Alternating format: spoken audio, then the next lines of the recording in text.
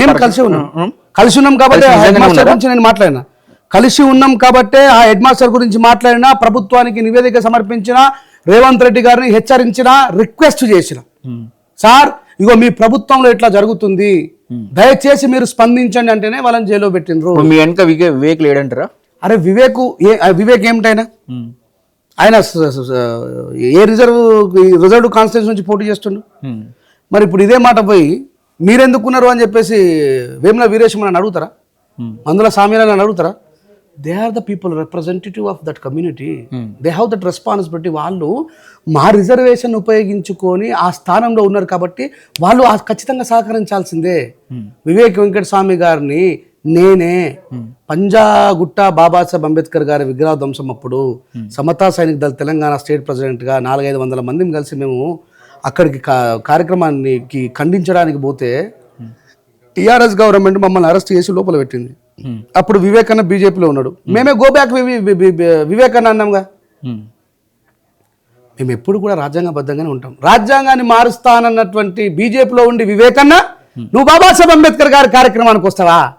నీకు వాయిస్ లేని చోట ఉండి నువ్వు బాబాసాహెబ్ గురించి ఏం మాట్లాడుతావు? గో బ్యాక్ వివేక్ అన్న మాట్లాడినాం మేము. అది ప్రజలందరికీ తెలుసు. ఇలా కొత్తగా నేను వివేక్ అన్న ఎట్లా చెప్తే అట్లా. మరి మీకు ఎట్లా లీడర్ అయ్యింది ఈ రోజు? ఎవరు?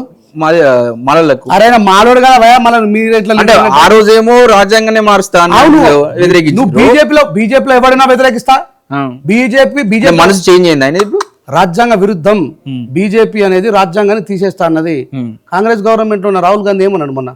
సేవ్ ఇండియన్ కాన్స్టిట్యూషన్ అన్నాడా లేదా? మరి అవునండి. ఇప్పుడు ఈయనేమో ఎవరి దగ్గరకన్నా పోవచ్చు. ఆయన మా ప్రతినిధి అని ఎందుకు అంటున్నా నేను గుర్తుపెట్టుకో. ఆయనని మేము తీసుకొచ్చినాం, మమ్మల్ని ఆయన పిలుచుకోవాలి.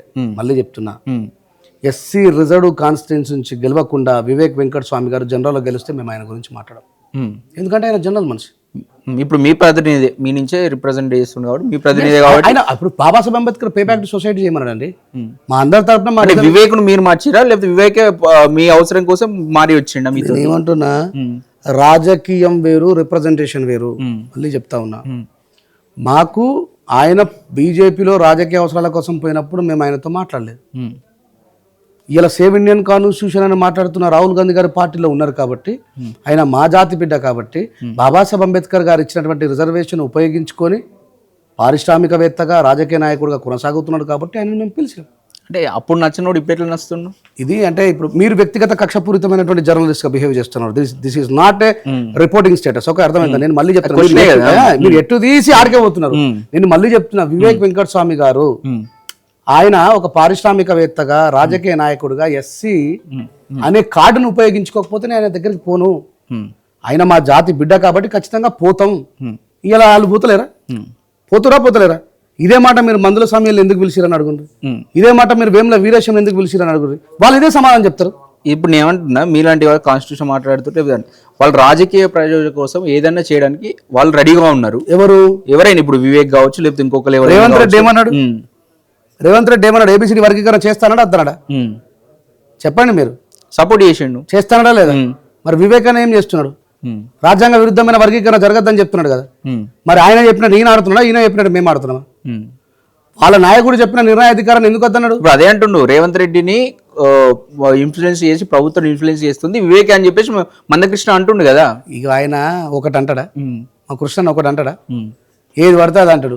2018లో సర్క్యులేట్ జారీ చేస్తే ఇయ్యాల గద్దరన్న కూతురు వచ్చిన తర్వాత మాలల్లామే ఆ బట్టి విక్రమార్క మాలైనా కలిసి మా మాదిగ కళాకారుల మీద ఒత్తిడి తీసుకొస్తున్నారు. కృష్ణన్న మాట్లాడితే అబద్ధాలే.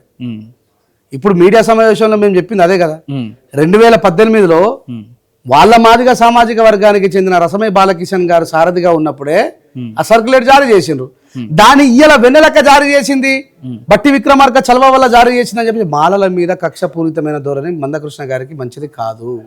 మీరు కూడా దయచేసి బాధ్యతాయుతమైనటువంటి మీడియాగా వీళ్ళ మధ్యలో కక్షపూరితమైన చర్యలు, విద్వేషమైన చర్యలు వచ్చేటట్టుగా కాకుండా దయచేసి, ఎందుకంటే ఈ భారతదేశం కూడా చెప్తున్నాం కలిసి ఉంటేనే బాగుంటుంది. నేను 2 రకాల విషయాలు చెప్పిన, ఒకటి పార్లమెంట్లో చేసుకోవాలన్నా, లేదంటే మనం కలిసి కూర్చొని మనం మన సీఎం గారి దగ్గర కూర్చొని చేసుకుందాం అని అంటున్నా. మీరు చూడండి, నేను ఎక్కడ కూడా మాదిగ సామాజిక వర్గాన్ని ఒక పల్లెత్తు మాట మాట్లాడలేదు. ఇంతసేపు మీడియా సమావేశంలో మాకు పోటా పోటీగా సభలు ఎందుకు పెడుతున్నారు? మరి సభలు ఇప్పుడు నేను మాలల సింహగర్జన ఇప్పుడు వాళ్ళు నిజంగా వాళ్ళు చేసుకోవాలంటే వాళ్ళకి మద్దతు అన్న నిన్ను నీతో వస్తాయి రాజ్యాంగబద్ధంగా ఇద్దాం సీఎంని కలుద్దామని మీరు కూడా ఒక రిప్రజెంటేషన్ చెప్పండి కదా. మీరు ఏం చేస్తారు, వాళ్ళు సభలు పెట్టారు మీరు కూడా సభలు పెడుతున్నారు, ఇది ఒక రెచ్చగొట్టే వాతావరణం కాదా? అలా సభ ఏంది, లక్ష దప్పులు 1000 గొంతులు. వర్గీకరణ అయితేనేమో విజయోత్సవ సభగా మార్చుకుంటాం, వర్గీకరణ కాకపోతే అడ్డుకుంటాం, వాళ్ళకి సాగు తప్పు కొడతాం అంటున్నాం. మరి మేమేమన్నామండి, మేము భారత రాజ్యాంగ సభ పెట్టుకోవద్దా? ఇప్పుడే పెట్టాల్సిన అవసరం ఏముంది? ఇప్పుడు ఆయన కంటే ముందు పెడితే కాంపిటీషన్ అవుతుంది భయ్, ఆయన తర్వాత పెడుతున్నాం కదా. అన్న 7వ తారీఖు నాడు పెడుతున్నాం, మేము 9వ తారీఖు నాడు పెడుతున్నాం. నేను ఎప్పుడైతే అది నిజంగానే మళ్ళీ వర్గీకరణ వ్యతిరేక మీటింగ్ అంటే మీరు ఆ క్వశ్చన్ అడిగితే అర్థం ఉంది. మాలవ సింహగర్జన పెడితే ఏంది రాజేష్ గారు మళ్ళీ మీరు ఒకవైపు రాజ్యాంగం అంటారు, మళ్ళీ మాలవ సింహగర్జన పెట్టిరని చెప్పి మీరు అడిగే క్వశ్చన్ అర్థం ఉంది. మేము ఆ యుద్ధపూరితమైన వాతావరణం సమాప్తం కావాలని రాజ్యాంగ రక్షణ సభను పెడుతున్నాం. ఎందుకంటే నువ్వు రాజ్యాంగం ఎవరైతే మారుస్తారన్న బీజేపీ ఉన్నదో వాళ్ళ పక్షాన నిలబడి ఏబిసిడి వర్గీకరణ రూపం వేరే ఉండొచ్చు కానీ వర్షన్ మాత్రం ఒకటే అనిపిస్తుంది కదా. అంటే ఇప్పుడు మరి మేము ఏం పెట్టుకోవద్దు మీరు చెప్పినట్టు ఇప్పుడు కాదు కదా రైట్, వాళ్ళ సమస్య తీరిన తర్వాత నువ్వు రాజ్యాంగాన్ని కాపాడుతావు లేకపోతే ఇంకోటి ఏదైనా తర్వాత పెట్టుకోవచ్చు కదా. మేము ఎప్పుడూ కార్యక్రమాలు చేస్తానే ఉంటాం. ఆయన మమ్మల్ని తిట్టినప్పటికీ కూడా మేము ప్రేమతో వాళ్ళు వ్యతిరేకంగానే చేస్తున్నారు అని చెప్పేసి వాళ్ళు భావిస్తున్నారు కదా. That is not I'm responsible for that. నేను దానికి రెస్పాన్సిబుల్ కాదు. నేను నీ కార్యక్రమానికి భంగం కల్పించే విధంగా నేను ఆల్ ది బెస్ట్ చెప్పిన, ఇప్పుడు కూడా చెప్తున్నా. 1,00,000 దప్పులు 1000 గొంతుల కార్యక్రమం నా అన్నదమ్ములు నా కుటుంబంలో ఒక్కరు కాబట్టి అది విజయం సాధించాలని ప్రపంచమంతా వాళ్ళ వైపు చూడాలని మాదిగా కళ. ఇదే మాట గుండె మీద చేసుకొని చెప్పండి, గుండె మీద దేని మీద చేసుకొని చెప్పండి. నేను 100% వర్గీకరణకు సపోర్ట్ చేస్తున్నా, రంజన్ రాజేష్ మాట చెప్పండి. రాజ్యాంగబద్ధమైన అరే అలా రాజ్యాంగాన్ని వాడకండి. నువ్వు మరి చెప్పండి, రిపోర్టర్ గారిని రాజ్యాంగ వ్యతిరేకం అనమండి. నేను అన్నాను, నేను కూడా సిటిజన్ ఆఫ్ ది ఇండియన్ కదా. నేను కూడా అట్లనే కదా. మీరు గౌరవించాలా, నేను మరి రాజ్యాంగం అనే చెప్పొద్దంటే ఎట్లా? మరి మాదిగలు రాజ్యాంగానికి విరుద్ధమా చెప్పండి? మీరు వాళ్ళ పక్షాన మాట్లాడండి. మరి మాదిగలు రాజ్యాంగ విరుద్ధమా? కాదు, వాళ్ళు కూడా బాగా all including of Indian constitution. We are not against of Indian constitution. మనం రాజ్యాంగ వ్యతిరేకంగా ఏ నిర్ణయం తీసుకోలేమండి. ఇప్పుడే సిటీ బ్యూరో పోలీసు అరెస్ట్ చేసి లోపల ఎత్తారు మన ఇద్దరు. అందుకే రాజ్యాంగబద్ధమైన ఏబిసిడి వర్గీకరణ జరగాల 100% మద్దతు. అయినా రేపు జరగబోతున్న 1,00,000 దప్పులు 1000 గొంతుల కార్యక్రమం కూడా విజయవంతం కావాలనుకుంటున్నా. ఎందుకంటే వాళ్ళు మావులండి, మాకు ఆ స్పృహ ఉంది. చెప్తున్నా గుండె మీద కదా నేను ఈ మాట చాలా మందికి తెలుసు. ఇప్పుడే కదా, ప్రతిరోజు నేను డే 1 నుంచి కూడా అదే మాట చెప్తున్నా. అంతే తప్ప నేను దానికి విరుద్ధంగా ఏం చెప్పట్లేదు. ఈ రోజు మరి బీజేపీ వర్గీకరణ సపోర్ట్ చేసి తప్పంటారా? అరే చెయ్యమంటున్నా నేను.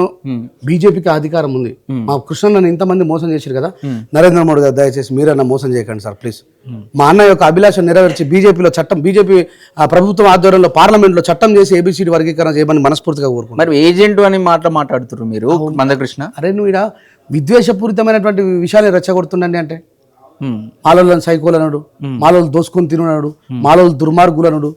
ఇదేం అవసరం? బాబాసాహెబ్ అంబేద్కర్ గారిని ఏకవచనంతో మాట్లాడు, అంబేద్కర్ కు కూడా కులపిచ్చున్నదని చెప్పి మాట్లాడితే ఎందుకు మాట్లాడడం? మేము మందకృష్ణ మాదిగానే కదా బాపును కూడా ఎదురుస్తాం. మేము అంబేద్కర్ జోలికి వస్తే ఎవరిని ఇష్టపెట్టాం. ఆ మాట విషయం మాత్రం ఎక్కడ కూడా కాంప్రమైజ్ ఉండదు. బాబాసాహెబ్ని అగౌరవపరిచేటోడు చేయలేమా? మన అమిత్ షా మీద కార్యక్రమాలు చేయలేమా?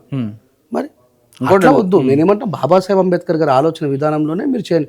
మీకు చెప్పినా మళ్ళీ చెప్పమని చెప్తా. నరేంద్ర మోడీ గారు దయచేసి హిందీలో చెప్పమని కూడా చెప్తా.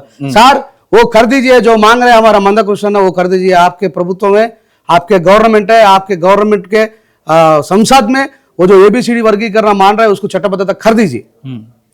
సరే ఇక్కడికి వచ్చి మద్దతు తెలుపుతున్నారు. చట్ట ప్రకారం చేయడానికి మోడీకి వచ్చిన ఇబ్బంది ఏముంది? నాకు తెలియదు. అది మోడీ గారిని అడగాల్సింది, నన్ను అడుగుతుంది. నేను అంతరాయం మీకు తెలిసి ఉంటది కదా. మోడీ కాదు ఎవరైనా సరే రాజ్యాంగ సౌత్ లో రావడానికి మందకృష్ణ పావుగా మాట్లాడుకునే ఒక మాట వర్షం కూడా వినిపిస్తుంది. మీరు దీనిపైన ఏమంటారు? నిజమే అది. ఇప్పుడు నీకు గుజరాత్ ఉంది, బీజేపీ పాలిత ప్రాంతమే. ఉత్తరప్రదేశ్ ఉంది, ఆయనను బట్టి అక్కడ చేయి.